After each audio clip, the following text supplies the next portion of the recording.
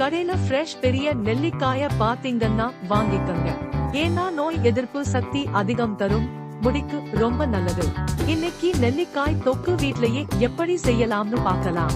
நெல்லிக்காய ஒரு பாத்திரத்துல உப்பு போட்டு 10 நிமிடம் வேக வச்சுக்கலாம். அது வேகும் போது 2 நெல்லிக்காய் அளவு புளிய 1 டம்ளர் தண்ணி ஊத்தி ஊற வச்சுக்கோங்க.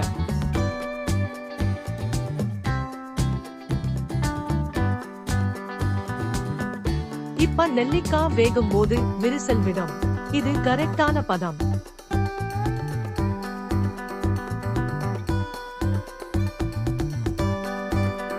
இத ஒரு பிளேட்ல டிரான்ஸ்ஃபர் பண்ணி நல்லா ஆற விடுங்க.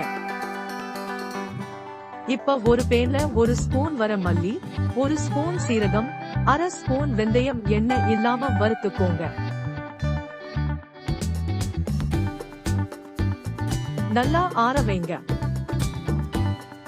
இப்ப ஊற வச்ச புளிய நல்லா கரைச்சு ஃபில்டர் பண்ணி எடுத்துக்கோங்க. இப்ப ஆற வச்ச நெல்லிக்காய சீட் ரிமூவ் பண்ணி கட் பண்ணிக்கோங்க.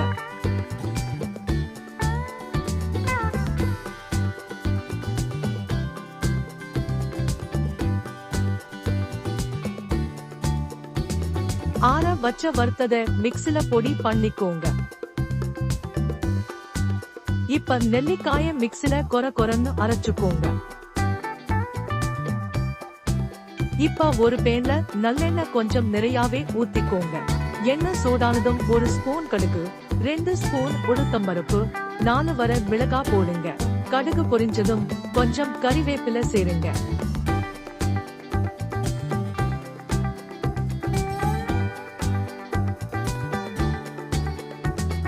இப்ப அரைச்ச விழுத போட்டு கிளறி விடுங்க. இப்ப 2 ஸ்பூன் தனி மிளகாய் பொடி சேர்த்து கிளறுங்க. தேவையான உப்பு சேர்த்து கிளறி நல்லா கொதிக்க விடுங்க. எண்ணெய் பிரிஞ்சு வந்ததும் அரைச்ச பொடி, கொஞ்சம் பெருங்காயம் சேர்த்து மிக்ஸ் பண்ணுங்க.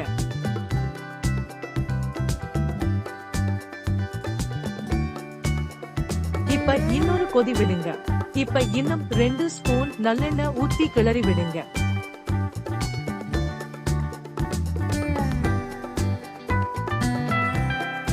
இப்ப இத நல்லா ஆற விடுங்க.